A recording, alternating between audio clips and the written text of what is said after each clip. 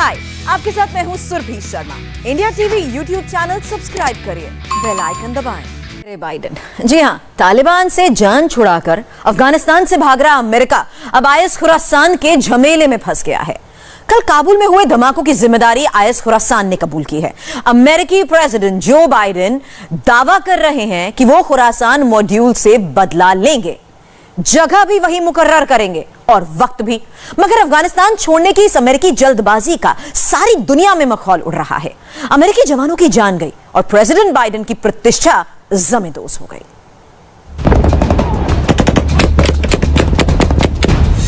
नाम आईएसआईएस खुरासान का है।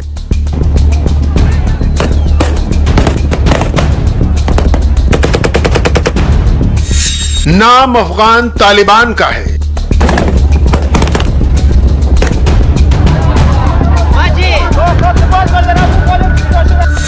काम इमरानी पाकिस्तान का है।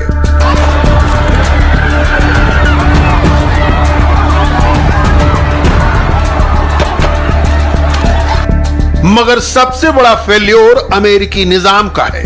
काबुल अटैक में अपने लोगों को गंवाने के बाद प्रेसिडेंट बाइडेन सामने आए, मगर उनके अंदाज को अमेरिकी मीडिया ने stunning image of defeated Biden यानी हारे हुए बाइडेन की चौंकाने वाली तस्वीर करार दिया।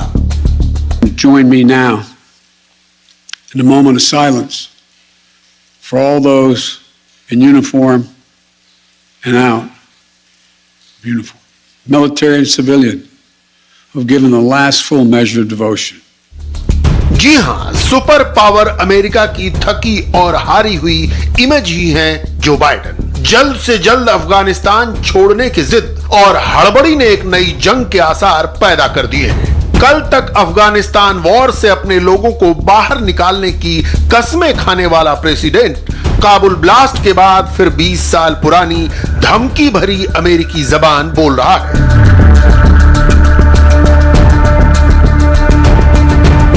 Those who carried out this attack, as well as anyone who wishes America harm, know this: we will not forgive. We will not forget. We will hunt you down and make you pay. I will defend our interests and our people with every measure at my command. 15 घंटे पहले Kabul airport पर attack की advisory जारी करने वाला America attack के घंटे भर बाद ही जान गया कि यह हमला आईएसआईएस खुरासान मॉड्यूल का है। सरकारी सोर्सेस के हवाले से अमेरिकी मीडिया कयास लगाने लगा। कुछ घंटों बाद ही सामने आए बाइडेन ने खुलकर ऐलान कर दिया इस धमकी के साथ कि बदला कहां लेना है, कब लेना है, जगह भी हम तय करेंगे और वक्त भी हम ही तय करेंगे। Not be deterred by terrorists. We will not let them stop our mission. We will continue the evacuation. I've also ordered my commanders to develop operational plans to strike ISIS-K assets, leadership, and facilities.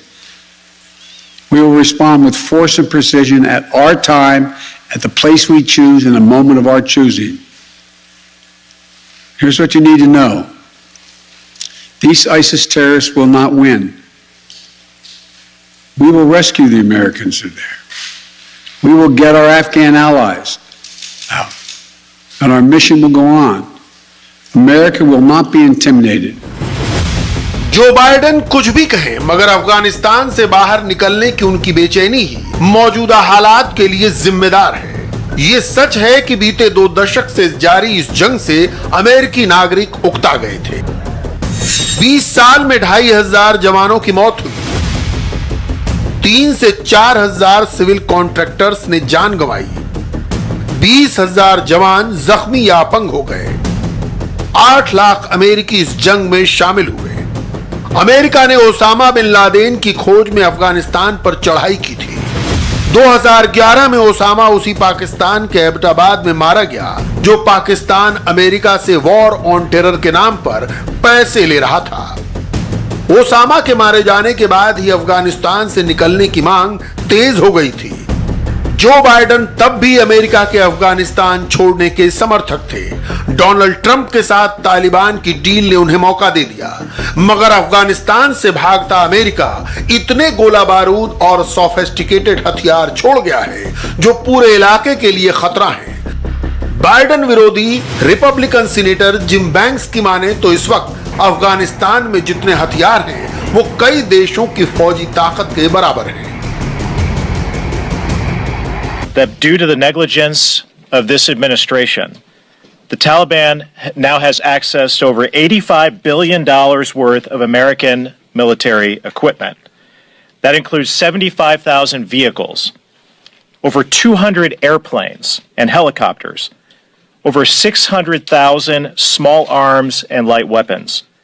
The Taliban now has more Black Hawk helicopters than 85% of the countries in the world. But they don't just have weapons. They also have night vision goggles, body armor, medical supplies, and unbelievably, unfathomable to me and so many others, is that the Taliban now has biometric devices. 68 सांसदों के caucus ने तो काबुल हमले से एक दिन पहले ही Biden को खत लिखकर पूछा, तालिबान सरहद पर लड़ाकू की तैनाती बढ़ा रहा है, इसके मद्देनजर आपकी योजना क्या है? आप कैसे तय करेंगे कि अफगानिस्तान में तालिबान एटमी हथियार नहीं हासिल करेगा? इन सांसदों ने अमेरिकी सैनिकों को निकालने में देरी पर भी सवाल खड़े किए। पाकिस्तान के एक रिटायर्ड आईएसआई एजेंट ने बड़े तार्किक अंदाज में बाइडेन की इस रणनीति पर सवाल उठाए। अब मैं आपको वेड्राल बता रहा हूँ, वेड्राल पे बहुत सारे जी वो देखो अमेरिकी ने दगा के अमेरिकी ये कि जल्दी निकल गए। वेड्राल रऊफ भाई बाय इटसेल्फ एक मिलिट्री ऑपरेशन है। रोमेल वेड्राल की वजह से आज मशहूर है पूरी दुनिया में। वेड्राल सक्सेसफुल मिलिट्री ऑपरेशन है और सक्सेसफुल वेड्राल की पहली प्री रिक्विजिट ये कि इट शुड बी क्विक। देखिए बरतानिया ने क्या किया था, अमीर दोस्त मोहम्मद के बैठे हुए उनको घेर लिया काबुल में, अफगान वार में। जब वो विड्रॉ करने लगे 20,000 तो उन्होंने विड्रॉल डिले किया और उस डिले के उनको इतनी प्राइसेस, एक डॉक्टर बाइडेन बचा। अमरीकी यार मैं उनको मिलिट्री स्ट्रेटेजी समझाऊंगा, मेरा दानिशोर उनको मिलिट्री स्ट्रेटेजी समझाएगा। So withdrawal has to be quick. आइए अब तस्वीर के दूसरे पहलू को देखिए। अमेरिका ने अफगानिस्तान से निकलने का फैसला तो कर लिया, मगर तालिबान के साथ उनकी डील आईएसआईएस खुरासान मॉड्यूल के खात्मे की थी।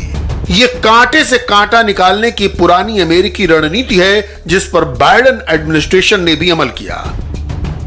ख्याल है कि सीआईए के साथ जो बात हो रही है जी, जरूर ये भी आ गई होगी उसमें एक्सटेंशन में की, मगर जो सीआईए की बात हो रही होगी प्रिजनर्स के ऊपर कि कुछ आईएस के लोग जेलों में थे, अच्छा हमें टारगेट्स हैं, हम वांटेड हैं, कुछ दाइश के लोग हैं, आप हमारी हेल्प करेंगे कि नहीं करेंगे कि हम उनको पकड़ें, टारगेट करें, बिकॉज वो आपके भी ख़िलाफ़ हैं और हमारे भी ख़िलाफ़ हैं। क्योंकि इस वक्त सारी दुनिया का जो इंटरेस्ट है अफ़गानिस्तान में दो चीज़ों में है, एक ये कि ख़वातीन और ह्यूमन राइट्स इनके हकूक़ बचाए जाएँ, ठीक, दूसरा ये कि जो टेररिस्ट ग्रुप्स हैं वहाँ जी, अमेरिका को अलकायदा और आईएस से खतरा है, हमें टीटीपी से खतरा है, चाइनीज को ईस्ट तुर्किस्तान मूवमेंट से खतरा है, सारे ये बात करना चाह रहे हैं कि हमें कैसे आप सपोर्ट करेंगे ऑन दीज इश्यूज। मगर तालिबान ने जब एक जेल तोड़ी, पाकिस्तानी तालिबान के एक आतंकी को रिलीज कर दिया, मगर आईएसआईएस खुरासान के आतंकी को मार दिया, तो अमेरिका, पाकिस्तान और तालिबान की साठगांठ लीक हो गई।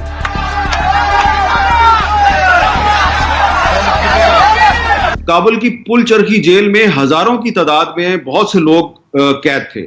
उसमें कुछ ऐसे लोग भी थे जिनका ताल्लुक तहरीके तालिबान पाकिस्तान से था, जो पाकिस्तान में वांटेड थे, और उसमें ऐसे भी लोग थे जिनका ताल्लुक दाइश के साथ यानी कि आईएसएस अफगानिस्तान पाकिस्तान के साथ था, और ये दोनों एक दूसरे के मुखालिफ हैं, ये एक दूसरे से लड़ते रहे हैं। कल जब तालिबान ने उस जेल को तोड़ा तो उन्होंने जो टीटीपी के लोग थे, जो तहरीके तालिबान पाकिस्तान के लीडर थे, जैसा कि मौलवी फकीर मोहम्मद हैं, जो कि अलकायदा के एलाई हैं, जिन्होंने पब्लिकली एक्नॉलेज किया कि मैं अलकायदा के साथ हूं, तो अफगान तालिबान ने उनको रिलीज कर दिया, उनको छोड़ दिया। और जो आईएसएस के लोग थे, जिसमें एक अबू उमर खुरासानी है, जिनके साथियों ने पिछले साल काबुल के गुरुद्वारे पे अटैक किया था और बहुत से जो सिख हैं उनकी जानें ली थी, उनको तालिबान ने मार दिया, जेल के अंदर ही मार दिया। तो इससे ये लगता है कि अगर, और उसको फिर कुन्नड़ में आज उसकी तदफीन भी होगी, उसका बरियल भी कुन्नड़ में हो गया है, अफगानिस्तान के सूबे कुन्नड़ में। इससे आप ये अंदाजा लगा, मैंने आपको एक मिसाल देकर ये साबित किया है कि अलकायदा और पाकिस्तानी तालिबान उसको अफगान तालिबान अपना इलाही समझते हैं, उनको जेल से उन्होंने निकाला है सेफली। काबुल एयरपोर्ट पर हमले को आईएसआईएस खुरासान के बदले का नतीजा माना जा रहा है, जिसकी चपेट में आकर दर्जन भर से ज्यादा अमेरिकन को जान गंवानी पड़ी। मगर इस हमले के बाद पूर्व अफगान उपराष्ट्रपति अमरुल्लाह सालेह ने जो खुलासा किया वो रोंगटे खड़े करने वाला है। सालेह ने ट्वीट किया, जो सबूत हमारे हाथ में है वो दिखाते हैं कि आईएसआईएस खुरासान की जड़ें तालिबान और हक्कानी नेटवर्क में है, खासकर जो काबुल में ऑपरेट कर रहे हैं। तालिबान जिस तरह आईएसआईएस से अपने रिश्ते को नकार रहा है, ये ठीक वैसा ही है जैसे पाकिस्तान क्वेटा शूरा को लेकर इनकार करता आया है। तालिबान ने अपने गुरु पाकिस्तान से अच्छे सबक लिए हैं। अब इस रोशनी में इमरान खान की तालिबान को लेकर जो सहानुभूति है, उसे आप आसानी से समझ सकते हैं। वो चाहते हैं कि दुनिया जल्द से जल्द तालिबान को मान्यता दे। पूरी कोशिश होनी चाहिए कि अफगानिस्तान की इस वक्त उनकी गवर्नमेंट की मदद करें। जो तालिबान है उन्होंने क्या चीजें कही, उन्होंने कहा कि हम सबको शामिल करेंगे। ये बड़ी जबरदस्त चीज है, यही तो चाह रहे थे। दुआ के अंदर जो टॉक्स थी उसमें क्या चाह रहे थे तालिबान से कि इंक्लूसिव गवर्नमेंट हो, वो मान गए हैं। ह्यूमन राइट्स है, वो कहते हैं हाँ ह्यूमन राइट्स। एमनेस्टी उन्होंने सबको माफ कर दिया और उन्होंने कहा कि हम अपनी जमीन इस्तेमाल नहीं होने देंगे दहशतगर्दी के लिए। ये दुनिया चाहती थी। तो जब उन्होंने ये कह दिया है तो ये क्या मतलब कि नहीं जी वो आगे पता नहीं अपनी जुबान पर खड़े होंगे या नहीं होंगे। भाई जब नहीं होंगे तब देखें, अभी क्यों शुरू हो गए हैं। बहरहाल अमेरिका के मौजूदा कॉम्पिटिटर चीन के टीवी नेटवर्क CGTN ने इसी बीच दुनिया भर में एक ऑनलाइन सर्वे कर डाला। इस ग्लोबल सर्वे का नतीजा देख लीजिए। 84.6% लोगों ने माना कि अफगानिस्तान में अमेरिका फेल रहा। 81.9% ने माना कि अमेरिका की जंग बुरा असर डालती ही है। आप कह सकते हैं कि चीन तो अमेरिका को चिढ़ाएगा ही, मगर इस वक्त पूरी दुनिया अमेरिका, खासतौर पर जो बाइडेन की रणनीति को फेल बता रही है। वो डोनाल्ड ट्रंप भी, जिनके कंधे का सहारा लेकर बाइडेन अफगानिस्तान से वापसी कर रहे हैं। हाय, आई एम सुरभि शर्मा। खबरों से अपडेट रहने के लिए India TV YouTube channel subscribe करिए, साथ में बेल आइकन जरूर दबाएं। जुड़े रहें इंडिया टीवी के साथ।